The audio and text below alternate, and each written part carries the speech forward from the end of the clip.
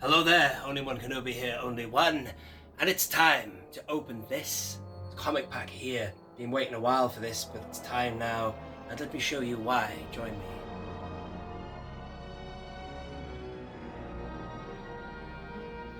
So, there's been a lot of talk recently on my channel about this young man, Farm Boy Luke, if you want to call him that, or Tatooine Luke. He's got his lightsaber drawn there, even though he's got a hilt on his belt. Who cares? Anyway, this is another variant that I didn't cover in my video. This is the Stormtrooper head Luke on the body of the 30th anniversary. But anyway, here is the box. I'm going to open one of these. I know which one I'm opening. It's the one that's in the worst condition. They're both in decent condition. They're from Star Action Figures. One of them has tidier sellotape on the top than the other. I'll come back to that in a minute. I want to show you where they're going to be going. As we zoom in on A New Hope here. And right here, after the Battle of the Tantive 4, we've got a space that is a deleted scene in Star Wars. Biggs talking to Luke at the Tosche station. Luke observes the battle from the ground, but we don't see that. We don't see it in Star Wars. I'm glad we don't really. It's better seeing Luke after the sale of the droids and, you know, R2 and 3PO were captured by Jawas. Then you just bump into the farm boy then, by the name of Luke Skywalker, one of the greatest Jedis that ever lived. And anyway, they're going to go here because they're mates of Luke's. If you haven't seen the deleted scene, go check it out. I'll see if I can find a link to a YouTube video and I'll leave it below. But they're not particularly nice to Luke. I think they're a little bit, look down on him maybe. Biggs is his kind of true friend, I think. You know, but that's just teenagers for you, you know. Everyone has different personalities, different influences.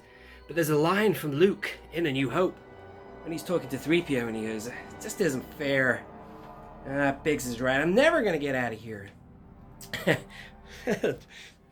Luke, he was quite sort of whiny, I suppose, wasn't he? Or, you know, he was a young guy. Anyway, but the thing is, does he say, Biggs? I've just checked on the script now. It's conceivable that he said, "Fixer's right. Fixer's right. I'm never going to get out of here." But it says Biggs on the script I just checked. I always thought it was Biggs, but again, I just sort of thought about it. I mean, these two characters here, the thing about these two is, one of them, did she go out with Prince Andrew? I don't know. Their names are, let me tell you now, the girl is called Camie Marstrap. However, on Wikipedia, if you look on Legends, she's known as Camie Lonosna. I think it's Lonosna, but that's the surname of the other fella, Fixer, or Laze Lonosna, aka Laze Fixer. But the thing is, I love Tatooine Life. I mean, I loved Mando Season 2, Episode 1. You know, you think they've done Tatooine to death, but no, that was evidence, that episode, that Tatooine is fresh and new. I can't wait to see what they do with it in the Kenobi series. I want them to go to places like Bestine and Anchorhead, and there's tons of things they could do on that one planet. Anyway, these are pretty cool because I like that deleted scene, the Tosche station. It gives you a little Luke, gives you a wee look at Luke's life on Tatooine there. This is the thing about George Lucas and Star Wars and American Graffiti, the whole thing of American Graffiti, of like getting out of your town, you know, doing something. And you might have people in your hometown who hold you back, who aren't going to do anything. They're not going to get off their ass and do something and explore. But that's the kind of thing he was facing. I think George was maybe still in American Graffiti mode. I don't know, but this is not a movie review. This is a figure review. Still, it's interesting to talk about it anyway. So let's have a look at these figures. So as I say, I love expanded universe, but I was going to say then I love expanded Tatooine life. That's why that deleted scene, though it's good that it was on the cutting room floor, it's still good that we know it's there to see it. That's the problem with The Last Jedi. A lot of the stuff that they put out should have definitely been left on the cutting room floor. You know what I'm saying? Bruh. But anyway, that's another issue. Anyway, this is a really good set, you know, two good figures, and it's rare that you can find. I mean, I could not believe they had these on sale still on Star Action. So thank you, Daniel Chart, for the heads up. Go and check them out, and they might still have more to sell. I just don't know, but still, look at the artwork on these. That is absolutely fantastic, isn't it? Look at this. So Empire number 8. I have never bought a Star Wars comic in my life. Never. But look at that beautiful artwork of Tatooine there. There's Luke and Biggs. Definitely, it's probably a younger than Han Solo, Biggs, but still he's that kind of older mentor to Luke. I keep thinking of American Graffiti when I think about this whole setup, you know. people of different ages, and then Camie and Laze there, Fixer. They look really cool. I love it. I have a couple of outros as well, because my channel is only one Kenobi.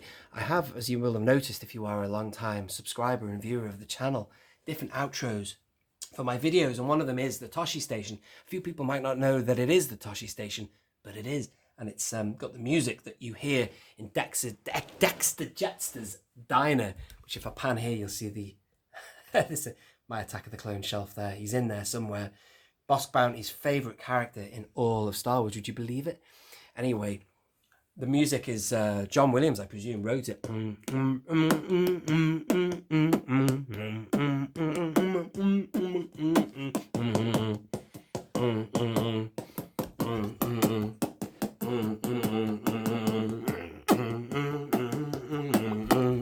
Classic blues riff. And they used it. I presume Star Wars officially used it on top of the footage of the Tosche station. You know, young people groove into the tunes of a band other than the modal nodes. Where are they? There they are. Awesome. They're cool as well. Right, brilliant. I think it's time I got this thing open, really. I think it's time I got it open. What else can I show you for the packaging? Check it out. There's a few things from the comic here. Biggs sells this Skyhopper on generous terms. Is that a Skyhopper? Yeah, it is. You can see it there. There it is, right there. So you only see a few clips of the comic there. I don't think I've ever read a Star Wars comic. I just, you know, Star Wars, the movies, this actually makes me want to buy a Skyhopper now. I contemplated it a while ago. The T-16 is the Skyhopper, brilliant ship. If you've played Rebel Assault, that's a great video game. You are not Luke Skywalker, you are Rookie 1. And this is the one I'm going to open. Check this out, you see? Look at that. See, the sellotape is not as nice as this one here. It's been put on a lot better. Check it out. Oh my God, I don't know what point I'm trying to prove here. It's just not as creased. It's on a little tidier. Let's just check the base. Yeah, you get the idea. You get the general idea, but they're still in great nick. So what say I open this now? Can't wait to see these figures. Classic Legacy Collection figures, and let's get them out. So I've never opened a comic pack in my life, so I thought I would take you through it. How does one do this?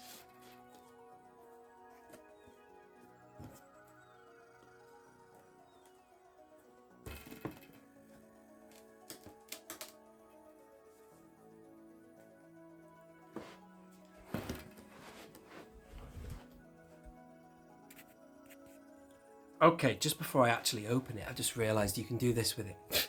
There's sellotape to cut and stuff, but you can actually do this. Boom, and there they are. That's cool. That's really cool that you can do that. That kind of reminds me of what I've seen of previous comic packs. Look at this. That's the Tosche station, man. That's so cool. I love the fact that we can see it. Brilliant. There's Biggs there. And the other two.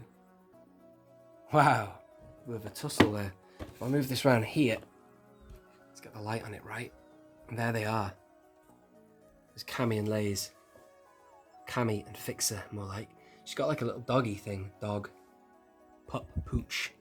Whatever you want to call it. Now, she's a really attractive young lady, the girl who plays Camie. I don't know if she used to go out with, oh my God, Prince Andrew or not. I'd heard that rumour. But I don't know.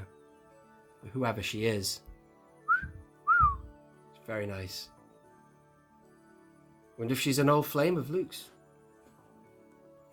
What's the story? Is there more to be said about this? It's great, isn't it? It's interesting. Dark Horse Comics. Now, my mate Paddy loves Dark Horse Comics. This is all really new to me. I really ultimately want to get the XR Kun one. That would be awesome. I tell you what, even if it costs me over hundreds or whatever it is, I'm still opening it because I want that figure loose badly. So I think it's time I got these guys out. This is so cool. My first ever Star Wars comic pack. Let's do it.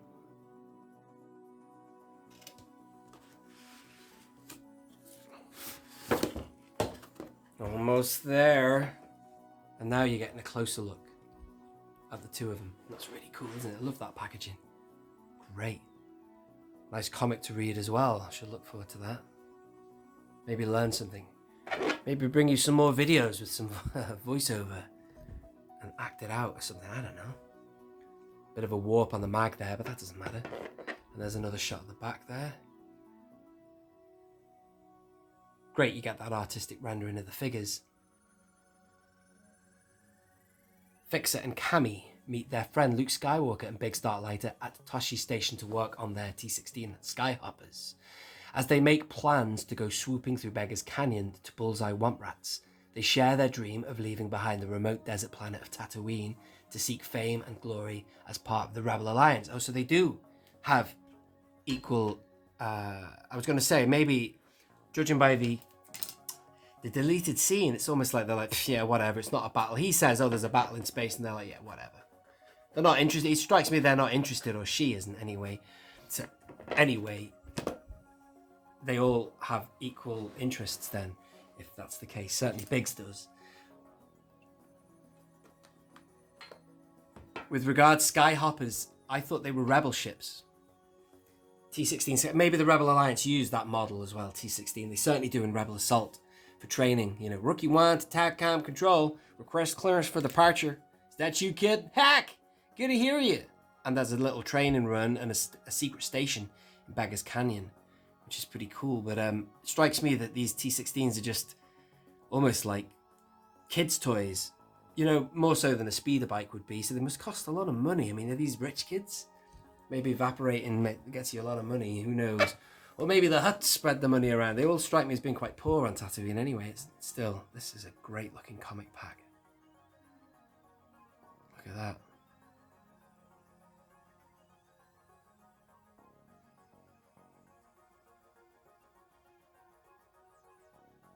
Okay, the time has come to open this.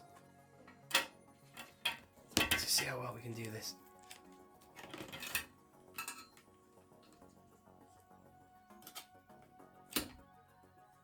I wonder if my mate Paddy's read this. I think he is more of a fan of Thrawn, maybe, that kind of... Yeah, here we go. We've got some action now. Look at this. It's lifting off really well. Pan down and show you what I'm doing. So to open it carefully, it's not too bad. It's coming off quite well. That's good. That's great, actually. Glad about that. You know, I want to kind of maybe put it back together. The memento, you know. To the side. It's not anywhere. There's nowhere it can kind of stray anyway, so that kind of opens well. Like, that's good. All right, we're in.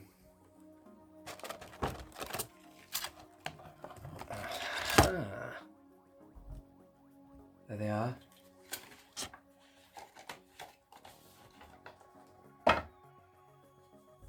There's the comic. I'll have a quick flip through this for you.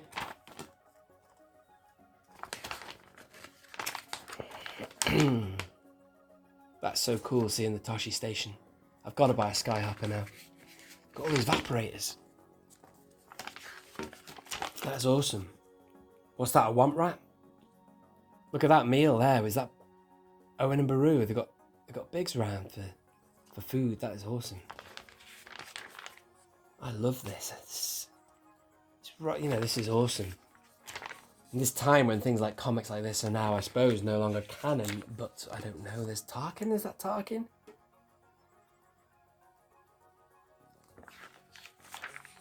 Imperial Academy there. This is brilliant.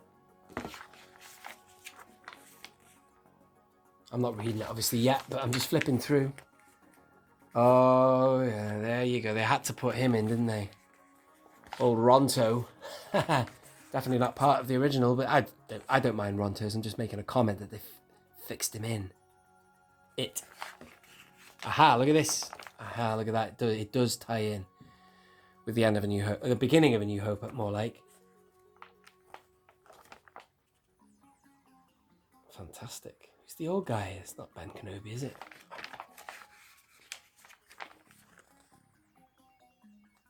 brilliant. That's it. That's the deleted scene from Star Wars. That's when they're looking up. There they are. Let me have a look.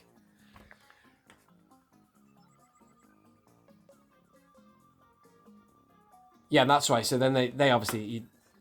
He says, "Hey, Wormy, how long have you been out under the suns?" Yeah, they think he's just saying stuff. Good point. Let's get out of this heat. So yeah, they're not interested. Off they go, and then that's the scene when he tells him about getting out of there. Biggs obviously says about his plans that he's made contact with somebody on Bestine, I think. Something like that, or, you know, and off he goes. Take care, Luke. So long, Luke, or something he says. Right, oh, look at that comic pack there. Oh, that's what I really want. Grand Admiral Thrawn. Anyway, enough of that. Let's have a look at these figures then. They're just great, aren't they? They've aged so well, some of these. I've got some stands somewhere. Let's find those stands in a minute. Alright, and there they are. They look great. They look really great. Fantastic. Look at him with his blaster, though. It's so funny. I was watching Tombstone last night. I've forgotten how good that film is. Kurt Russell, Wyatt Earp, and, you know, Doc Holliday, Val Kilmer. And there's just guns galore in that film. You know, it's crazy. And look at this fella with his pistol, man. But it's like the wild... It's like Mando is, you know, a lawless time. The Solo era was lawless, they say. So I suppose blasters were essential, but it's crazy, isn't it? But they just look great. He's got his blaster. I mean, it's Star Wars, man. Everyone has a blaster, but it's just... I'm thinking of Tombstone because of the fact it's Tatooine and sandy kind of... And let's not forget that first Star Wars very much an echo of a Western. And that's what I like about The Mandalorian as well. And at that lawless time, you know, a little bit of unrest and, you know, everything's up for grabs. But still, really cool. Look at the doggy there. I'm going to keep the... I think I'm going to keep that on there. Is that an elastic band? Yes. She looks great. Not too bad. The facial sculpt as well. Excellent. Look at the braid. It's nice, that. Reminds me of the chick from Dazed and Confused. She had her hair like that. Cool jacket, man. Hang on. There you go. Do you know what I'm going to do? I'm going to rack them up. Let you see them spinning. Bear with me. So there they are, Luke's friends. Brilliant. I'm just glad to have them, you know. It cost me... I think it was... I can't remember now. I bought 2 of them because I wanted to get my order over 50.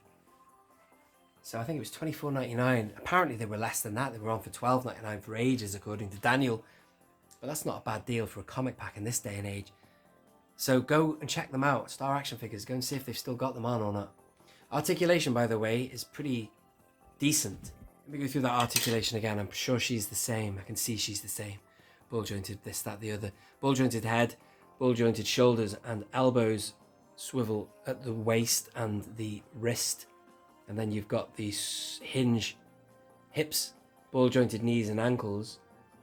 So it's got everything. It's got as much articulation as I want to see. As long as it hasn't got hinges on stuff like the elbows, I'm happy. But yeah, they're great. It's just nice to have some incidental characters like this. Friends of Luke Skywalker, you know, his background, his story. So really nice. I like it.